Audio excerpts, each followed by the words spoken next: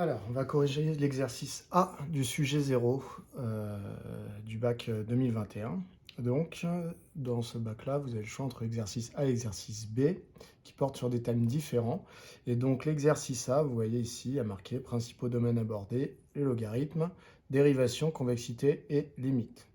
Donc, un exercice sur les fonctions, et donc il y a tout ce qu'il y a au programme, dérivation, convexité, limite, et il y a le logarithme qui va faire un petit peu la spécificité de cet exercice. Alors, on vous dit, est-ce que vous voyez quand je fais ça?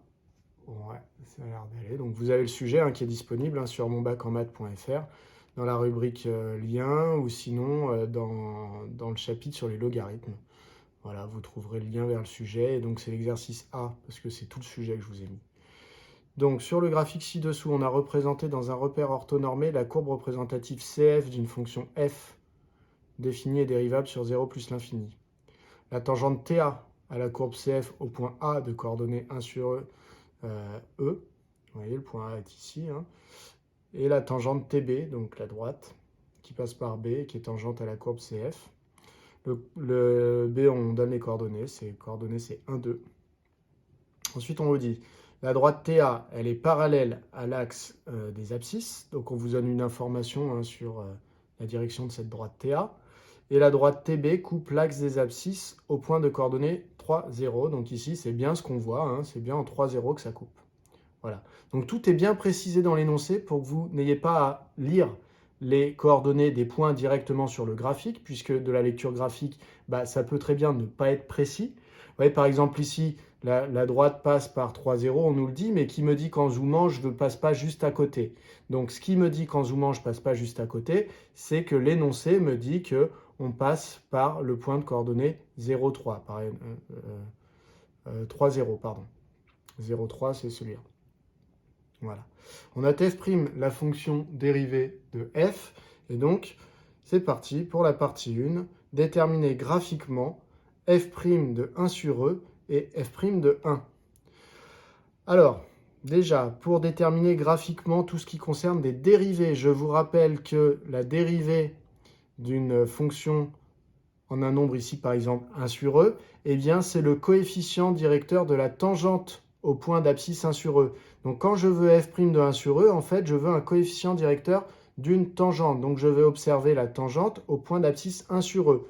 Le point d'abscisse 1 sur E, on m'a dit dans l'énoncé que c'était le point A. Donc, je vais regarder la tangente au point A.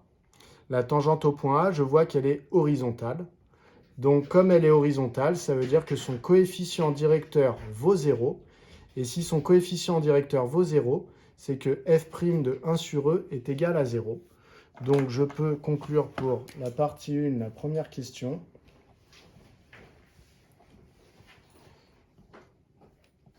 Que f' de 1 sur E est égal à 0. Et si je veux justifier sur ma copie, je vais dire car la tangente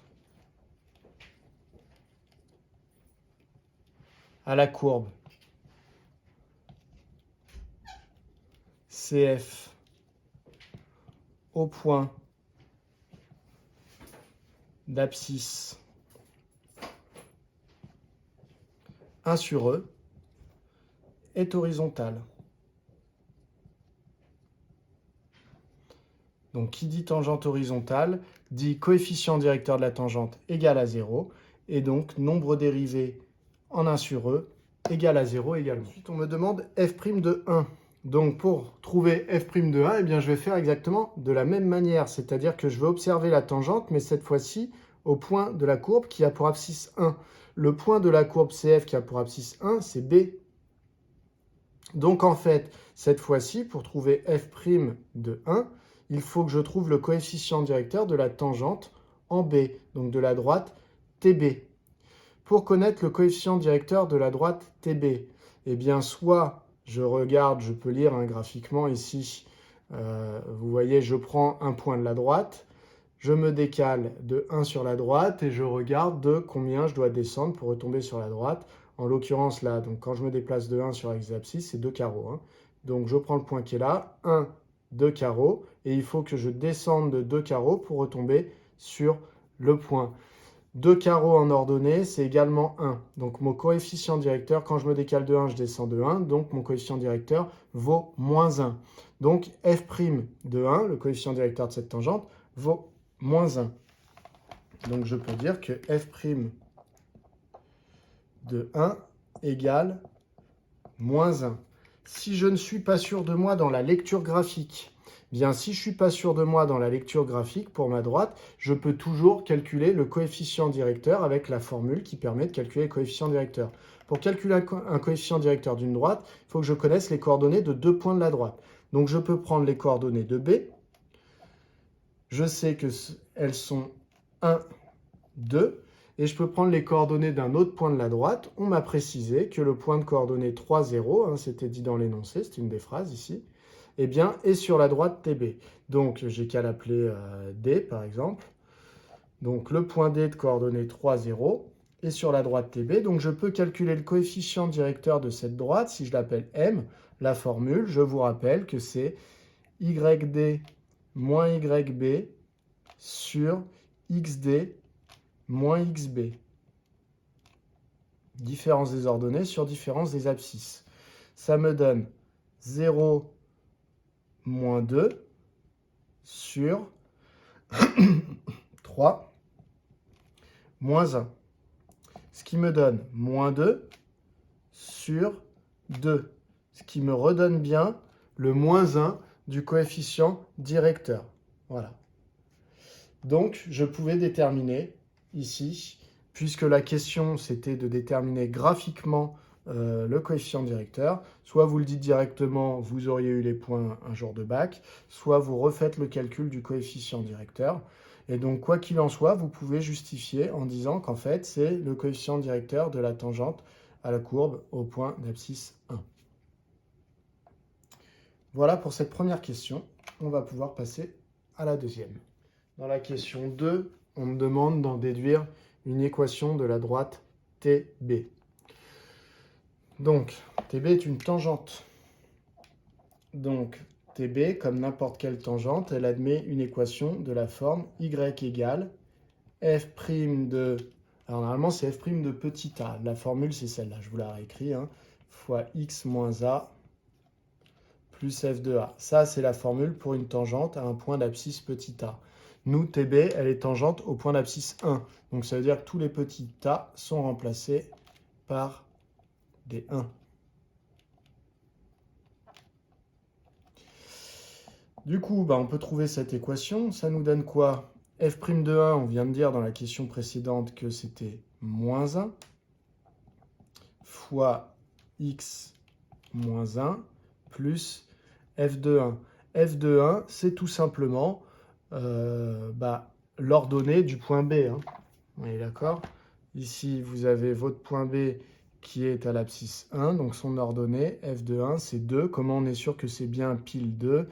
C'était précisé dans l'énoncé. B avait pour coordonnée 1, 2. Donc, l'image de 1, c'est tout simplement 2.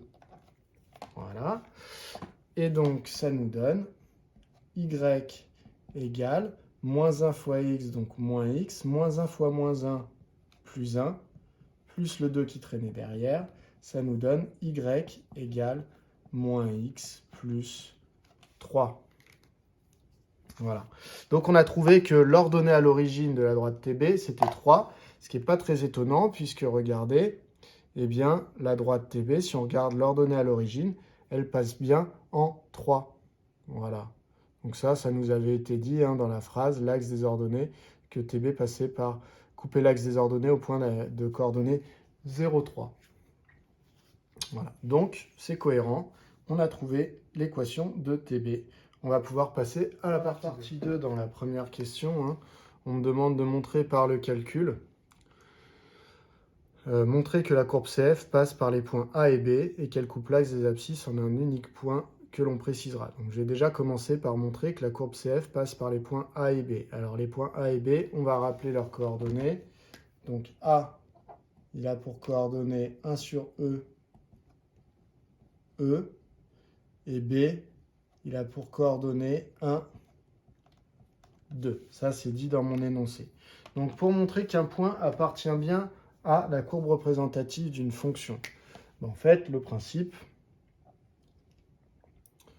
ça va être de montrer que eh bien, l'ordonnée correspond bien à la bonne abscisse. C'est-à-dire que lorsque j'ai une courbe, donc pas forcément dans cet exercice, là je dessine pas f, mais je dessine une fonction pour montrer qu'un point est bien sur la courbe, eh bien en fait, il faut vérifier que quand on donne l'abscisse du point ici, petit x, et qu'on calcule son ordonnée, plutôt son image à cette abscisse, donc son image f de x, eh bien il faut que ça corresponde bien ici aux coordonnées de mon point. Donc en gros, si quand je vais voir en 1 ce qui se passe, eh bien le calcul ici me donne bien la bonne ordonnée, me donne 2, bah, ça veut dire que mon point B est bien ici. Si par contre le calcul, l'image de 1 me donne 3, bah, ça veut dire que B n'est pas sur la courbe puisque B est ici. B, il est à l'ordonnée 2. Donc en fait, pour savoir si un point est sur une courbe, je calcule l'image de l'abscisse pour savoir en fait ma courbe à quelle hauteur elle passe. C'est un peu ça l'idée. Et soit la hauteur c'est bien celle du point et dans ce cas-là le point est sur la courbe, soit ça passe plus haut parce que on passe au-dessus de l'ordonnée, soit ça passe plus bas parce que mon résultat de calcul sera plus petit que l'ordonnée. Donc un point est sur une courbe si quand je calcule l'image de l'abscisse, ça me donne bien son ordonnée. Du coup, il suffit juste de vérifier que f de 1 sur e égale e et que f de 1 est égal à 2. C'est parti. Donc, f de 1 sur e, ça me donne quoi? Ça me donne 2 plus ln de 1 sur e divisé par 1 sur e. Ce qui est égal à 2 plus... Alors, ln de 1 sur e, petit rappel des propriétés du logarithme népérien, c'est que quand a est strictement positif, eh bien ln de 1 sur a est égal à moins ln de a. Donc, ln de 1 sur e, c'est tout simplement moins ln de e.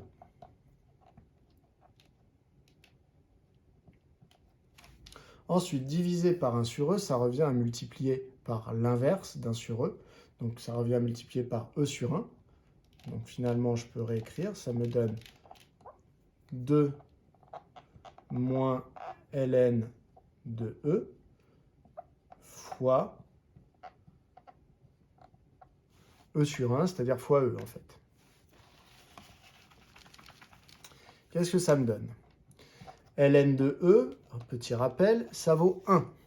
Donc ça va me donner 2 moins 1, c'est-à-dire 1, fois e sur 1 qui vaut e, donc fois e, c'est-à-dire e. Donc j'ai bien que l'image de 1 sur e est égale à e. Donc ça veut dire que le point A appartient bien à la courbe CF. Donc, grand A appartient à la courbe représentative de F. Ensuite, on va faire pareil pour B, on va calculer F de 1. F de 1, ça nous donne 2 plus ln de 1 sur 1. Ce qui nous donne ln de 1, rappel du cours, ça vaut 0. Donc ça fait 2 plus 0 divisé par 1, ce qui fait 2 divisé par 1, ce qui fait 2. Donc l'image de 1, c'est bien 2. Donc ça veut dire que le point B appartient bien à la courbe aussi. Donc B appartient bien à CF. Alors cette question, elle peut paraître toute bête, mais en fait, ça permet de vérifier pas mal de choses. Regardez, ça permet de vérifier si vous savez comment on montre qu'un point appartient à une courbe, première chose. Mais en plus de ça, dans les tout petits calculs qui sont là, eh bien, il y a plein de propriétés. Vous voyez, il y a celle qui dit que ln de 1 sur e, par exemple, ça fait moins ln de e. Il y a celle qui dit que ln de e, ça fait 1. Il y a celle qui dit que ln de 1, ça fait 0. Donc finalement, il y a plein de petites propriétés. C'est une question qui paraît toute bête, mais qui est très intéressante. Donc, on a vérifié que A et B appartenaient à la courbe. Fin de la question, c'était montrer qu'elle coupe l'axe des abscisses en un unique point que l'on précisera. Donc maintenant, il faut montrer que la courbe va couper l'axe des abscisses. Alors, sur le graphique, hein, on voyait, hein, la courbe a coupé l'axe des abscisses, c'était par là. Voilà. Donc comment je peux prouver qu'une courbe coupe l'axe des abscisses qu'à un seul endroit, bah, j'ai qu'à rechercher quand est-ce qu'elle coupe l'axe des abscisses. Quand est-ce qu'une courbe coupe l'axe des abscisses? Eh bien, quand il y a l'image d'un nombre qui vaut 0. Donc, lorsque f de x vaut 0, c'est qu'on est en train de couper l'axe des abscisses. Donc, je vais chercher à résoudre l'équation f de x égale 0. Donc, c'est parti, on efface. Je vais résoudre f de x égale 0 pour chercher s'il y a un x dont l'image valait 0, puisque être sur l'axe des abscisses, ça veut dire que l'image du x vaut 0. Donc, je vais résoudre sur 0 plus l'infini l'équation f de x égale 0. Donc, je peux marquer sur 0 plus l'infini.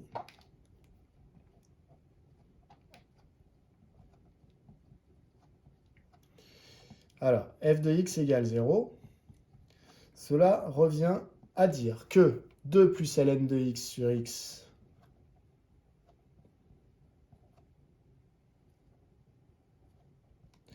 doit être égal à 0. Alors, un quotient vaut 0 quand le numérateur vaut 0. D'accord? C'est une équivalence. Donc, un quotient vaut 0 si et seulement si le numérateur vaut 0. Donc, finalement, cela revient à dire que 2 plus ln de x égale 0. Alors, il y en a qui aiment bien voir l'image là du x qui va venir multiplier le côté. Ça fera 0 fois x, ça fera 0. Voilà. Si ça vous aide, bah, pensez comme ça. Je cherche à résoudre. Je vais donc chercher à isoler le ln de x. Si vous ne savez pas comment faire, je vous encourage à regarder la vidéo sur résoudre des équations faisant intervenir le logarithme népérien. Vous aurez des équations dans ce genre-là.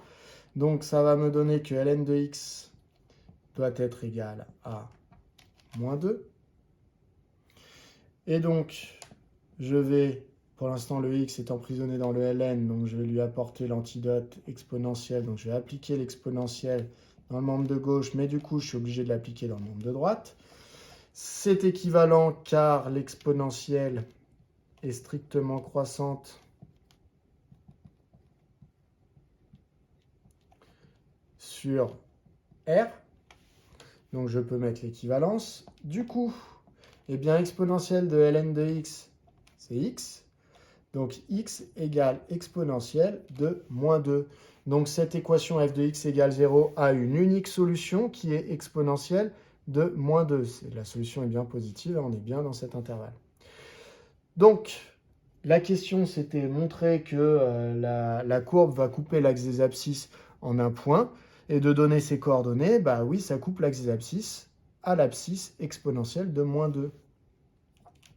Donc, la courbe, ou plutôt je vais dire CF pour éviter d'écrire la courbe CF. Donc CF coupe une seule fois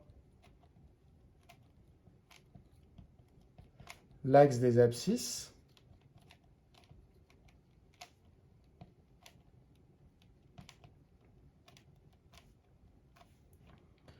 au point. Du coup, là où elle coupe, c'est au point de coordonnées. Bah, on a dit que le x il devait être égal à exponentielle de moins 2.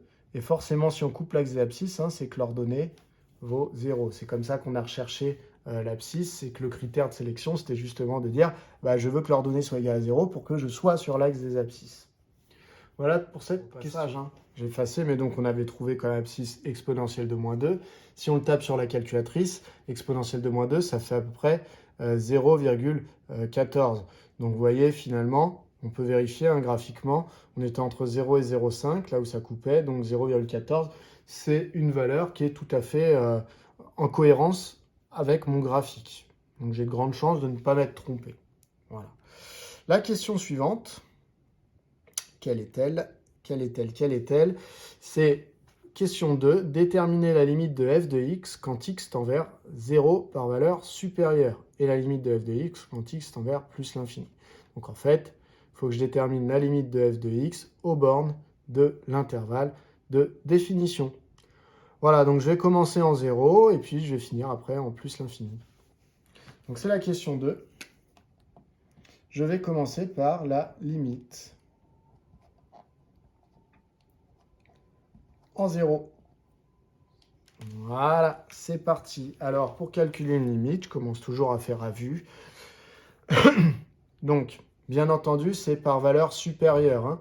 Ça n'aurait pas de sens ici de faire par valeur inférieure à 0, puisque la fonction n'est pas définie pour les valeurs inférieures à 0. Donc, c'est pour ça qu'on peut parler de limite en 0 directement et pas forcément de préciser par valeur supérieure, car ça n'aurait pas de sens de chercher par valeur inférieure. Bref.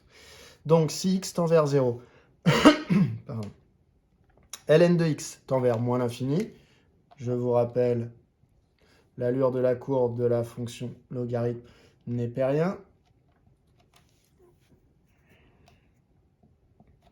Voilà l'allure de la courbe. Donc, quand x tend vers 0 par valeur supérieure, eh bien, le logarithme népérien, le résultat, l'image, le résultat de ln de x va tendre vers moins l'infini. Donc, au numérateur, 2 plus ln de x tendant vers moins l'infini, mon numérateur ici va tendre vers moins l'infini. Au dénominateur, eh bien, x tend vers 0. Donc, on a une écriture du type quelque chose qui tend vers moins l'infini divisé par quelque chose qui tend vers 0. Ça n'est pas une forme indéterminée. D'accord? Qu'on soit bien d'accord. Les deux travaillent dans le même sens. Je vais tenter de vous expliquer pourquoi si ce n'est pas clair pour vous. Lorsque j'ai quelque chose de ce genre-là, 3 sur x, et que x tend vers 0 avec des valeurs positives, qu'est-ce que ça donne? Eh bien, ça va tendre vers plus l'infini. Si vous n'en êtes pas convaincu, on prend un petit exemple. 3 divisé par 0,1. Je vais prendre des choses qui se rapprochent de 0 et qui sont positives. 3 divisé par 0,1, bah, ça fait 30. 3 divisé par quelque chose d'encore plus proche de 0, 0,01, ça va faire 300. 3 divisé par encore plus proche de 0, 0,001, ça va faire 3000. Voilà, 3 divisé, je peux continuer comme ça. Vous avez compris, plus mon nombre se rapproche de 0, plus ma fraction, on dit qu'elle explose, elle va tendre vers plus l'infini. Donc ici, lorsque x tend vers 0 par valeur positive, ma fraction a tendance à tendre vers plus l'infini. Si ça, en plus au numérateur, si en plus le numérateur tend vers l'infini, eh bien il n'y a pas de problème, ma fraction va tendre vers l'infini. Les deux travaillent dans le même sens. En fait, si vous voulez, cette fonction-là, vous pouvez la voir de cette manière-là. Donc là, je suis en train de vous expliquer pourquoi, mais sur ma copie, je ne vais pas passer 15 ans à l'écrire, hein. Donc, ça me donne en fait 2 plus ln de x fois 1 sur x. Je peux tout à fait voir mon expression sous cette écriture-là. Donc ici, cette expression, elle va tendre vers moins l'infini, à cause du logarithme népérien en 0. Et vous avez celle-là, 1 sur x, qui va tendre également vers, alors elle va tendre vers plus l'infini, puisque je viens d'expliquer là que quand je divisais par quelque chose qui se rapprochait de 0, ça partait vers plus l'infini, quand tout était bien positif. Donc finalement, je vais avoir quelque chose qui tend vers moins l'infini multiplié par quelque chose qui tend vers plus l'infini. Donc les deux travaillent dans le même sens, les deux travaillent vers l'infini. Donc ça va me donner l'infini. Et après, je regarde sin moins multiplié par sin plus, donc ça va me donner moins l'infini. Voilà. Donc si vous voulez, vous pouvez l'écrire comme ça. Ou sinon, vous précisez directement la limite. On ne vous embêterait pas hein, si vous donniez directement les résultats après avoir précisé limite du numérateur, limite du dénominateur. Donc si vous voulez, je vais faire l'écriture comme je viens de le faire. Là. Pour tout x appartenant à 0 plus l'infini, f de x, je peux le voir comme étant 2 plus ln de x fois 1 sur x. Ça, c'est pour bien expliquer que tout travaille dans le même sens. Or, la limite de 2 plus ln de x, eh bien, c'est moins l'infini à cause du ln de x. Par définition, c'est dans le cours. Quand x tend vers 0, je peux préciser par valeur supérieure. Et la limite de 1 sur x, donc ça, c'est la fonction inverse. Hein, donc, il n'y a pas besoin de passer 15 ans à le justifier. Quand x tend vers 0 avec des valeurs supérieures, eh bien, c'est plus l'infini. Donc finalement, par produit, eh bien, f de x va tendre vers moins l'infini. Donc la limite de f de x, c'est égal à moins l'infini quand x tend vers 0 avec des valeurs strictement positives. Ça tombe bien, c'est en cohérence avec le graphique qu'on nous a montré au départ, puisque là, vous voyez, quand x se rapproche de 0 par des valeurs positives, on a bien l'impression que les images partent vers moins l'infini. J'ai donc trouvé ma limite en 0. On va passer à la limite en plus l'infini. Pour la limite en plus l'infini, toujours pareil, on essaye à vue comme ça. Donc lorsque x tend vers plus l'infini, le logarithme népérien tend vers plus l'infini. Je vous avais fait le petit croquis, la petite allure de la courbe de la fonction logarithme népérien. Donc en plus l'infini, elle tend vers plus l'infini. Donc 2 plus le logarithme népérien de x, eh bien, ça va tendre vers plus l'infini. Au dénominateur, quand x tend vers plus l'infini, ça tend aussi vers plus l'infini. Donc là, je suis face à une forme indéterminée qu'on appelle vulgairement l'infini sur l'infini. Du coup, eh bien, je sais que pour m'en sortir, il va falloir que je modifie mon écriture. Alors en général, on peut utiliser des factorisations ou des petites choses comme ça. L'essentiel, c'est de bien comprendre qu'en fait, au numérateur, eh bien, on va vers plus l'infini à la vitesse d'un logarithme népérien, alors qu'au dénominateur, on va vers l'infini à la vitesse d'un polynôme. Donc, on est en train de comparer deux familles de fonctions différentes. Donc, on pense tout de suite aux formules de croissance comparée qui sont spécialement faites pour ça, qui permettent de comparer un logarithme népérien à un polynôme. Quoi qu'il en soit, il faut modifier l'écriture parce que vous n'avez pas dans votre cours 2 plus ln de x sur x. Il y a plein de manières de modifier l'écriture. Je vous en montre une toute simple. Ça va être ici de dire que pour tout x appartenant à 0 plus l'infini, donc déjà, il faut vous rappeler des formules de croissance comparée que vous avez dans votre cours. Je vous rappelle les deux. C'est la limite quand x tend vers plus l'infini de ln de x sur x. La limite, c'est 0. Et la limite, quand x tend vers 0, avec des valeurs supérieures à 0, de x ln de x, qui est égal à 0 également. Comment s'en souvenir? Globalement, le logarithme perd tout le temps. Donc ça veut dire qu'ici, il a beau aller vers plus l'infini, le plus l'infini du dénominateur, eh bien, tire tout le monde vers 0. Car normalement, quand on divise par quelque chose qui tend vers l'infini, eh bien, on a tendance à se rapprocher de 0. Donc là, c'est lui qui va l'emporter. Et ici, c'est pareil. X tend vers 0, ln de x tend vers moins l'infini. Eh bien, c'est le x qui l'emporte. Ça nous donne 0. Du coup, qu'est-ce qui va se passer ici? Eh bien, il faut que je retrouve l'une de ces formes. Alors, x pour nous tend vers plus l'infini. Donc celle-là, je vais l'éliminer. Il y a de grandes chances pour qu'elle ne me serve pas. Et donc, je recherche cette forme-là. Une manière de l'obtenir à partir d'ici. Alors, je vous donne deux manières. J'en ferai qu'une, mais je vous en donne deux. Soit vous découpez votre fraction, vous dites qu'en fait 2 plus ln de x sur x, c'est 2 sur x plus ln de x sur x. En quelque sorte, vous faites le contraire de mettre au même dénominateur. Quand on a deux fractions qu'on additionne, d'habitude on peut les mettre sur une même fraction. L'opération inverse est tout à fait possible. Et donc dans ce cas-là, vous allez ici retrouver exactement ce qu'il y avait là et dire que ça tend vers 0. Et ensuite ici, vous allez avoir juste la limite de 2 sur x à trouver. Quand x tend vers plus l'infini, ça va aussi tendre vers 0. Donc on va pouvoir conclure. Deuxième manière de faire, c'est ceux qui aiment bien les factorisations. Je peux factoriser au numérateur par le responsable de tendre vers plus l'infini. Le responsable, c'est ln de x. Donc ln de x fois, qu'est-ce qu'il me reste?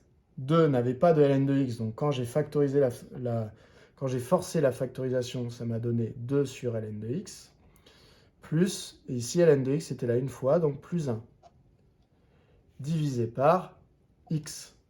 Et là, dans ce cas-là, comment peut-on le voir? Eh bien, on peut le voir comme ça. On peut le voir comme étant, du coup, ici, vous voyez, ln de x sur x, multiplié par 2 sur ln de x plus 1.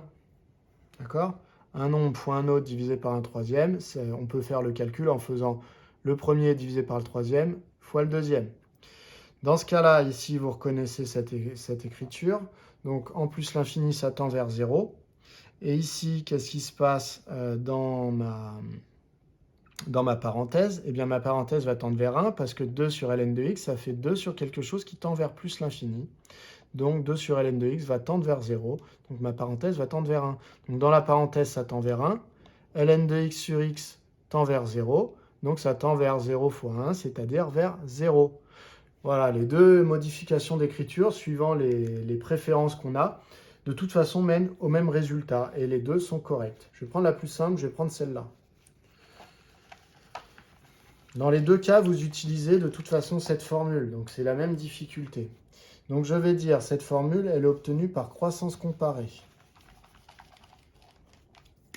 Par croissance comparée.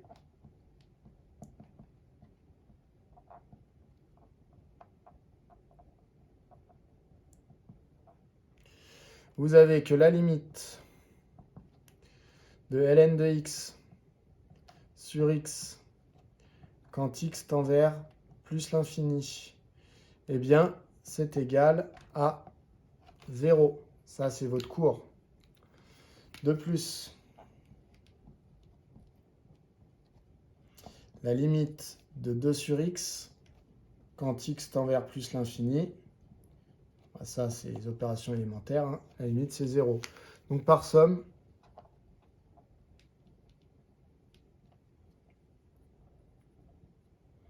la limite quand x tend vers plus l'infini de f de x, eh bien, ça va être 0. Voilà. Donc, comme d'habitude, c'est le polynôme qui l'a emporté. Voilà pour cette limite en plus l'infini. On passe à la question 3. La question 3, c'est tout simplement montrer que pour tout x appartenant à 0 plus infini, bah, la dérivée vaut ça. Donc en fait, c'est un banal calcul de fonction dérivée. Donc c'est parti. Pour dériver ma fonction f, eh bien, déjà ma fonction est dérivable puisque ça va être un quotient de deux fonctions dérivables. L'opération principale, du coup, puisque quand je veux dériver, je me pose la question de l'opération principale, bah, c'est la division.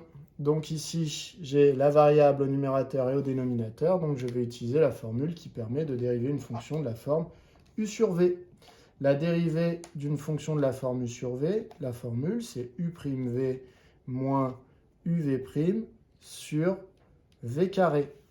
Donc, bah, je vais dire qui est u, qui est v dans mon exemple à moi, dans mon exemple, et puis je vais appliquer ma forme. Donc, u de x. Donc c'est toujours pour tout x appartenant à 0 plus l'infini. U de x, c'est 2 plus ln de x. V de x, bah, c'est x, c'est mon dénominateur. U', donc la dérivée de u. Dans u, l'opération principale, c'est la somme. Donc je dérive chacun des termes et j'additionne leur dérivée. Dérivée de 2, 0, plus dérivée de ln de x, 1 sur x. Ça, c'est votre cours. Donc finalement, ça vaut tout simplement 1 sur x.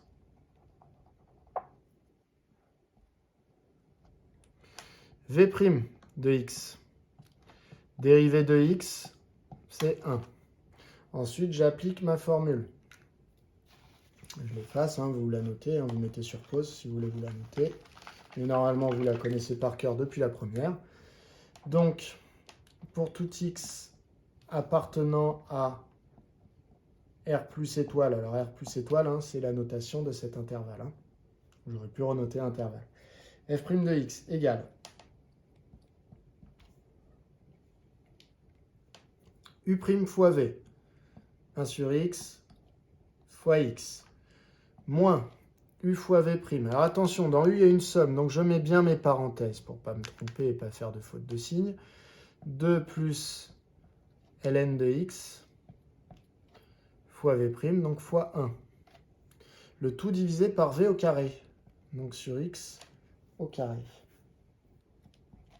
1 sur x fois x, qu'est-ce que ça fait? Alors, soit vous le savez directement, ça fait 1, soit je réexplique pour ceux pour qui ça n'est pas encore clair. 1 sur x fois x, ça vaut en fait, bah, je multiplie le numérateur par x, donc ça fait x sur x. X sur x, c'est comme 2 sur 2, 3 sur 3, 4 sur 4, ça vaut toujours 1. Donc, ça me donne 1. Ensuite, ici, 2 plus ln de x fois 1, bah, ça fait 2 plus ln de x. Donc j'ai mon moins devant la parenthèse, donc ça va me donner moins 2 moins ln de x sur x au carré. Et donc ça me donne 1 moins 2 moins 1, donc moins 1 moins ln de x sur x au carré.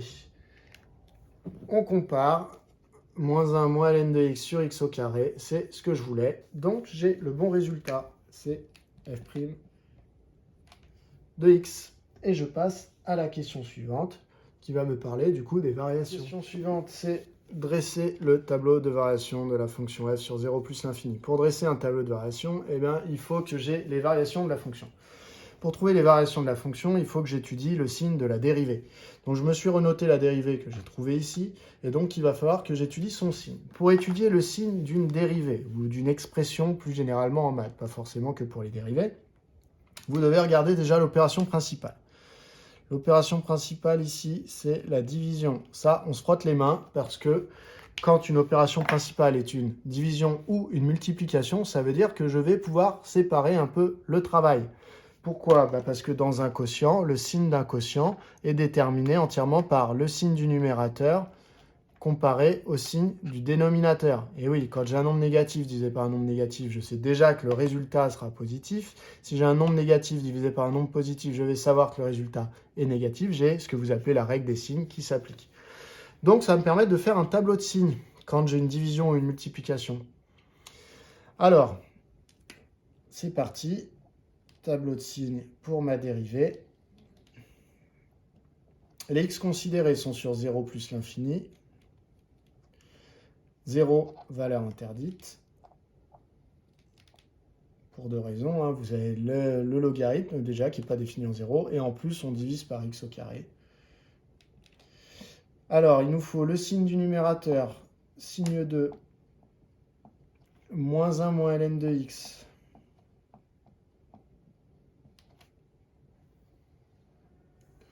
Ok. Signe de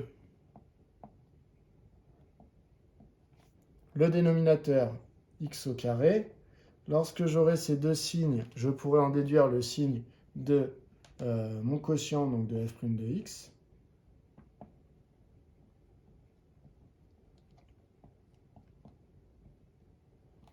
Voilà. Et enfin, quand je connaîtrai le signe de f' de x, je pourrai en déduire les variations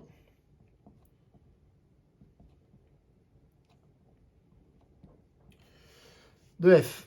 Alors, déjà, je vais remplir ce qui est facile. Signe de x au carré. X au carré sur 0 plus l'infini, c'est toujours strictement positif. Hein. Un carré est toujours positif.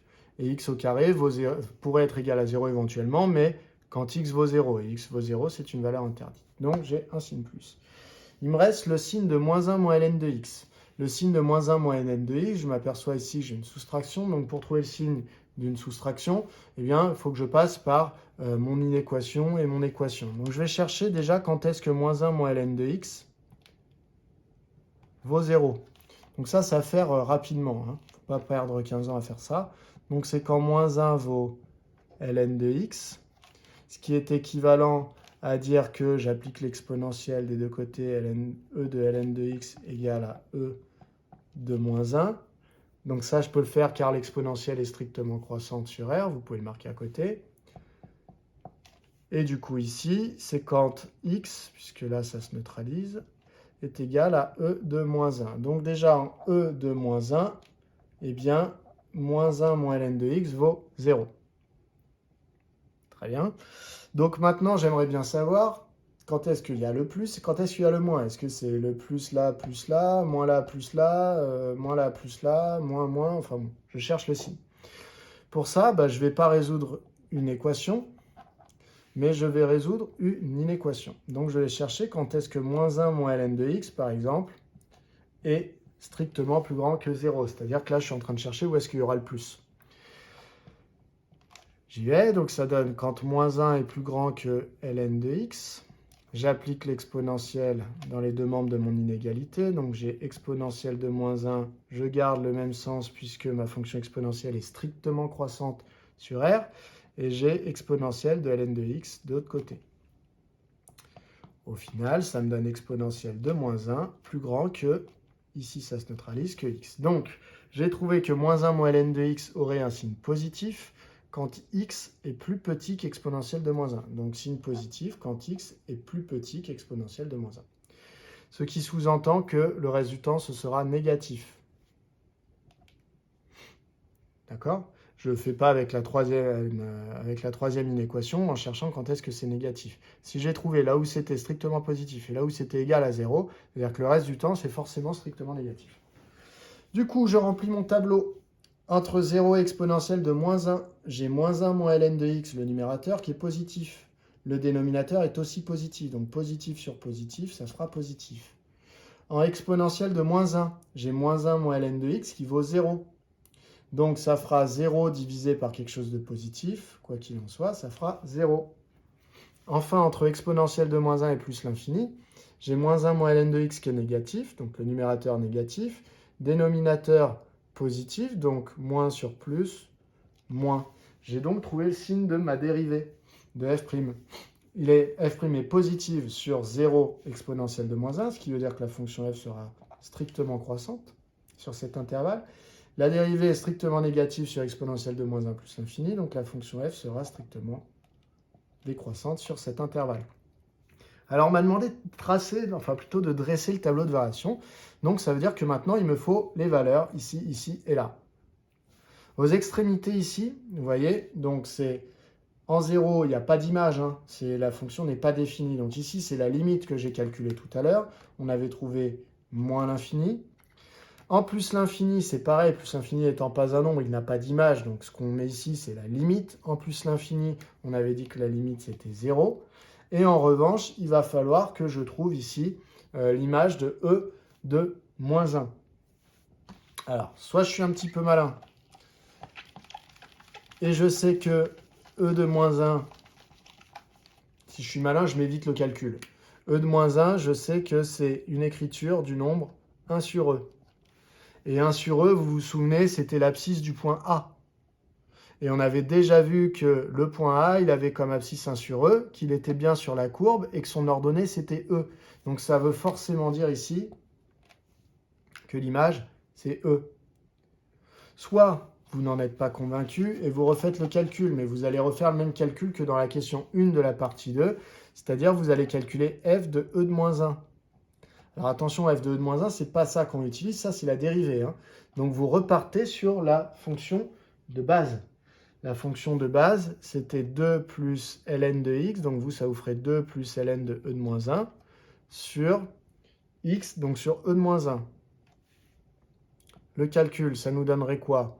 Ça nous donnerait 2 plus ln de e de moins 1, ln et e se neutralisent, donc ça fait moins 1, donc ça fait 2 moins 1.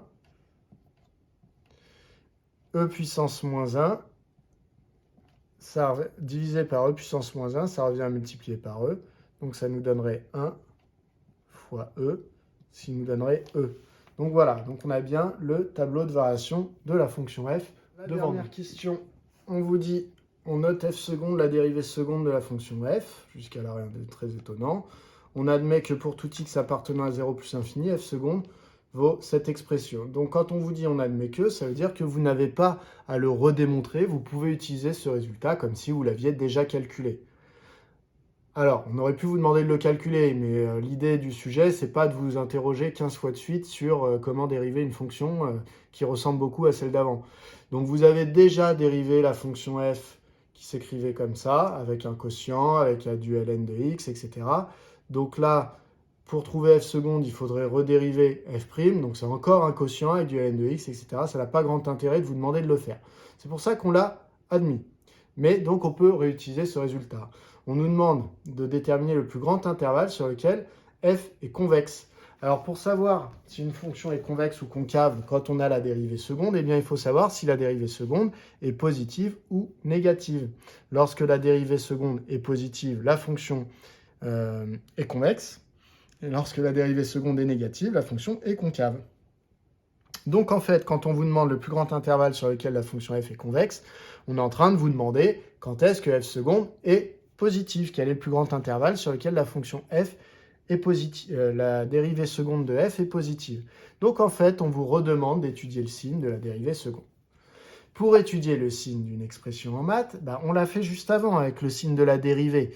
Là, c'est pareil, sauf que c'est le signe de la dérivée seconde. Mais la méthode ne change pas. Je repère l'opération principale, ici une division, et je vais faire ici mon tableau de signes pour la dérivée seconde. Donc vous voyez, on vous trompe un peu, on vous dit déterminer l'intervalle sur le plus grand intervalle sur lequel elle est convexe. Mais en réalité, ça vous oblige à étudier la convexité de f, c'est-à-dire savoir où est-ce qu'elle est convexe, certes, mais aussi où est-ce qu'elle est concave. Donc en fait, on aurait fait le même raisonnement si on nous avait demandé déterminer où est-ce que la fonction f est concave. Allez, on étudie notre signe de f seconde. Donc on a x qui est entre 0 et plus l'infini. 0, valeur interdite. Signe de 1 plus 2 ln de x. Signe de 1 plus 2 ln de x. Signe de x au cube.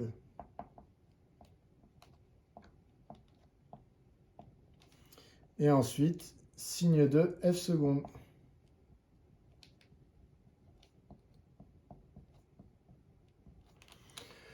C'est parti. Alors, il y en a un qui est facile à remplir, c'est x au cube. Alors, x au cube, traditionnellement, il demande un petit peu de travail, parce que un nombre mis au cube, c'est pas comme un carré, c'est pas toujours positif. Mais il se trouve que si le nombre, il est entre 0 et plus l'infini, quand on le multiplie par lui-même et qu'on le remultiplie par lui-même, eh bien, il restera positif. Mais attention, si on était sur un intervalle où les x étaient négatifs, un x au cube, si le x est négatif, le cube est encore négatif. Attention à ça, c'est pas comme un carré. Donc c'est positif parce qu'on est sur un intervalle où x est positif. Il nous reste le signe de 1 plus 2 ln de x. Donc je peux chercher quand est-ce qu'il vaut 0. C'est toujours la même méthode. Je résous 1 plus 2 ln de x égale 0. C'est parti, il faut que j'isole ln de x. Donc ça fait 2 ln de x égale moins 1. Donc vous voyez ici, j'isole à gauche parce que je vois que le coefficient devant est déjà positif. J'aime bien avoir des coefficients positifs. Donc ça veut dire que ln de x est égal à moins 1 demi. Et donc j'applique mon exponentielle. Exponentielle de ln de x est égal à exponentielle de moins 1 demi. Je ne suis pas obligé de mettre les parenthèses. Voilà. Ça, j'ai le droit de le faire car l'exponentielle est strictement croissante sur R. Et donc, ça me donne exponentielle de ln, ça me donne x. Donc, x vaut exponentielle de moins 1 demi. Donc, vous avez ici exponentielle de moins 1 demi. Très bien, pour qui ça vaut 0. Maintenant, il faudrait que je sache quand est-ce que c'est positif pour savoir où est-ce que je mets le signe plus. Donc, je peux résoudre à nouveau, cette fois-ci, une inéquation. Donc, je vais changer ici. Je vais chercher quand est-ce que c'est positif. Qu'est-ce que ça va changer? Pas grand-chose pour l'instant. Ici, ça veut dire que 2 ln de x est plus grand que moins 1. Là, je vais diviser par 2, donc ça ne change pas le sens. Attention, c'est parce que j'ai divisé par nombre positif. Ici, la fonction exponentielle étant strictement croissante, ça m'aurait donné ça. Et donc, ça m'aurait donné ça. Donc, signe plus quand x est au-dessus de exponentielle de moins 1 demi, ce qui sous-entend signe moins avant. Donc, quand je veux le signe de f seconde, eh bien, entre 0 et exponentielle de moins 1 demi, le numérateur est négatif. Le dénominateur x au cube est positif, donc ça fera négatif divisé par positif, ça fera négatif. En exponentielle de moins 1 demi, le numérateur vaut 0. Le dénominateur est certes positif, mais si le numérateur vaut 0, le résultat, ça fera 0. Et sur exponentielle de moins 1 demi plus l'infini, numérateur positif, dénominateur positif, donc quotient positif. Ce qui veut dire que f seconde est positive sur exponentielle de moins 1 demi plus l'infini. Ce qui veut dire qu'en fait, le plus grand intervalle sur lequel la fonction f est convexe, c'est l'intervalle exponentielle de moins 1 demi jusqu'à plus l'infini. Donc, le plus grand intervalle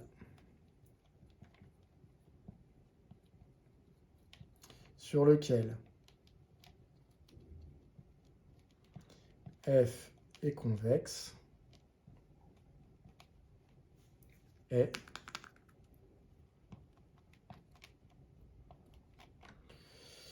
on peut l'inclure, hein, exponentielle de moins 1/2 plus l'infini. Alors, j'ai souvent des élèves qui me demandent, mais pourquoi on nous demande le plus grand intervalle sur lequel f est convexe? Parce qu'on pourrait très bien dire, vous voyez, exponentielle de moins 1/2, je ne sais pas ce que ça vaut, mais je sais que vers la fin, entre guillemets, enfin pour des x très grands, la fonction est convexe, donc je pourrais dire qu'elle est convexe sur l'intervalle 100 plus l'infini. Mais en réalité, on a envie que vous trouviez cette fameuse valeur. Donc on dit le plus grand intervalle pour être sûr que vous donniez tout l'intervalle sur lequel la fonction f est convexe. Voilà qui vient conclure ce sujet.